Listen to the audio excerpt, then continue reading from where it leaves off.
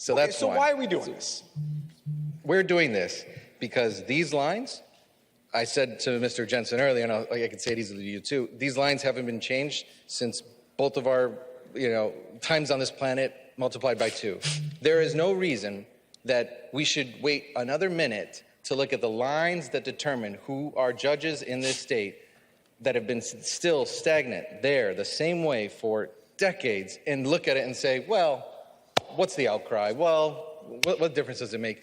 That is a problem. The fact that we have not done this faster and sooner is the problem.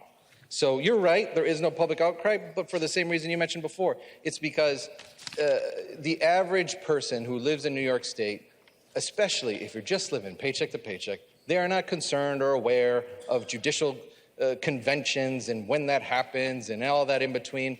All they know is if they are confronted with the justice system, they want to know that they're treated fairly and justly and ideally by someone that knows their community. And that's what this does.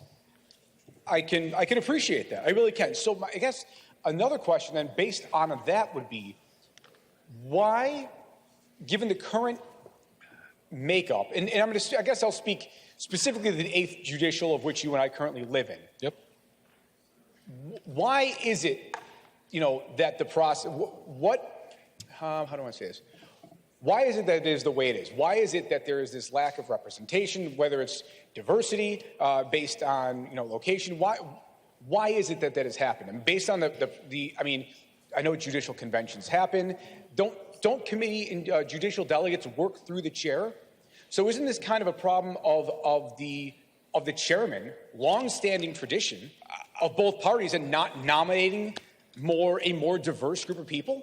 I would say, going back to your point earlier about sort of some folks not knowing processes, the truth of the matter is the way that we elect judges, vote for judges, the conventions, none of that, number one, is changed in this bill. So the processes by which we elect judges is unchanged. So we'll put that aside. But the fact that this was sort of a long-standing thing is not reason to continue to perpetuate it. The fact that it has been a long-standing sort of way that the judicial districts are configured is all the reason to change it. We're not changing processes. People will still get elected the way they got elected. There is, the mechanics of it all, as you put it, is unchanged. What is changed is the simple boundaries of where those districts are. So how does this fix that? What is so special about Erie County? What is it about Erie County specifically that giving it its own judicial district that will now change that lack of diversity or representation? What is it specifically about Erie County? Well, as I said before, if you look at the population of the 8th Judicial District, currently as it stands, it's about 1.5 million people. Of that, 61% of it live in Erie County. So it's a bit unfair for the other 6 counties that are currently in the judicial district, 7 counties that are in the judicial district, to constantly be at the whim of Erie County, a county that is like a 900,000 plus person county, when these other counties are substantially smaller. So you're doing this for the benefit of Niagara and Orleans and all those counties. That's because you don't want to make sure that they're not at the will of Erie County? Yeah, I genuinely believe that now, if I am a resident, a voter in Wyoming County, that I have a higher likelihood today under the new maps of electing a judge from my county. Okay. So then I guess based on that then, and again, specific, because I know you gave some numbers earlier with the populations and the metrics within Niagara or Erie County. So is the objective of this bill then to create a judicial district based on representation of race and ethnic background? No, the interest of this bill is to make it so the judicial districts can more easily reflect what makes them what they are. For example, like I said before, Erie County is a almost million person county.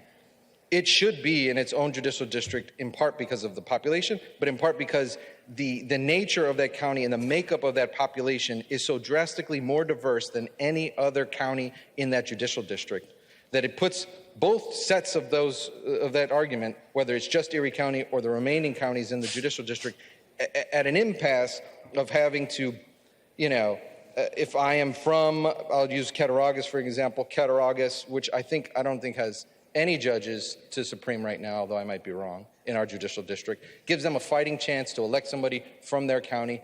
And in Erie County, it allows us to commit to the goal that OCA itself acknowledges, that we have not had sufficient diversity in our justice system. Okay, so diversity then in that context is a factor. Racial, ethnic diversity is a factor in this legislation. I say it's a factor in every aspect of the justice system. So okay, yes. Okay.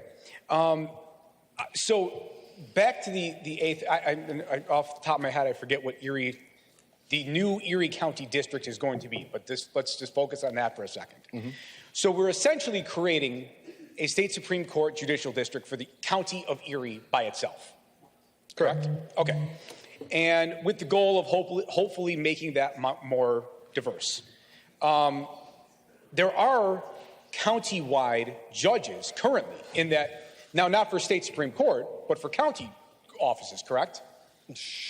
Every county has county court judges, yes. Okay, so we have Erie County Family Court, right? That are basically going to be running in the same district now, correct?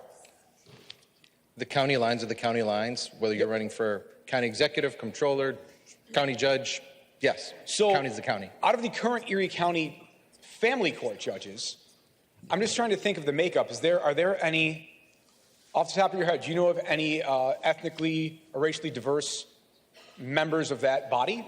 Of what body? I'm sorry. Erie County Family Court. Honestly, I couldn't tell you. This bill is about Supreme Court. I'm couldn't begin to talk to a family I'm going to get court to or that. So county court. we have one. And then Erie County Court itself. Are you aware of anybody who's ethnically, racially diverse on that court? On which court, sorry? Erie County Court. Again, this is about zero. The judicial district. It's zero. So it would seem to me that... Yeah. So you're essentially supporting my point that the court should be more diverse. The issue is more with your county chairman and less with the judicial lines in terms of candidate recruitment. That is what I think the biggest issue here. And Madam Speaker, Mr. Rivera, thank you very much. Madam Speaker, I'm going to go on the bill. On the bill. I think that this is an attempt to consolidate judicial power in political parties. I really hate to say it. We've done 2 bills now in 2 days that have really, frankly, disheartened me towards our judicial system. I've always been taught from the time I was in grade school that justices are made to be impartial, and I don't really see a way that this helps that, because this is hyper politicizing everything that we're doing within this system. So I'm actually sorely disappointed. I think that one of my colleagues used the word hypocrisy. I think there is a fair amount of hypocrisy within trying to preserve our judicial system and preserve what we think is good about that and what is impartial about that and neutral as the way it should be. But yet we've spent now 48 hours politicizing the New York State judiciary system. So I'm very disappointed in that regard. And Madam Speaker, I'll be voting down on this piece of legislation.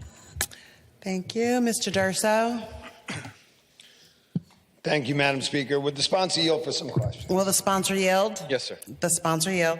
Thank you, Mr. Rivera. So I am probably one of the least knowledgeable people about this topic, so this should be pretty easy. My questions will be somewhat basic.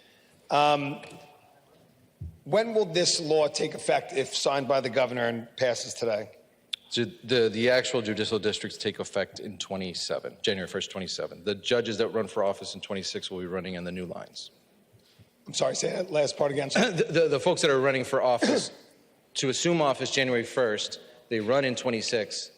The new offices will be 27. So the people that already elected, that are already sitting in those judicial seats, will then also move in 27, correct? If they are ones chosen to move. Yes. Oh, bless you, sir. Yes. So